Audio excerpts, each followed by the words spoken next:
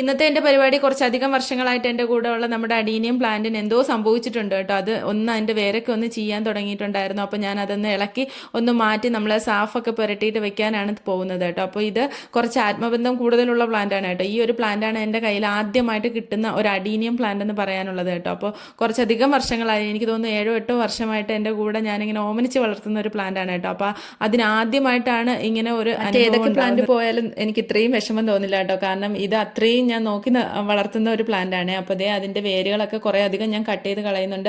അത് നന്നായി വരുമെന്ന് തന്നെ ഉള്ള പ്രതീക്ഷയിലാണ് ഞാൻ ഇതെല്ലാം ചെയ്യുന്നത് കേട്ടോ. കുറച്ച് ദിവസം ഹാങ് ചെയ്തിട്ട് കഴിയുമ്പോഴേക്കും അതൊന്ന് റെഡിയായി വരുമെന്ന് തോന്നുന്നു. ആ ഒരു പ്രതീക്ഷയാണല്ലോ നമുക്കുള്ളത്. അപ്പോൾ ഞാൻ അത് കഴിഞ്ഞിട്ട് ഇനി റിപ്പോർട്ട് ചെയ്യുന്നതൊക്കെ കാണിക്കാം.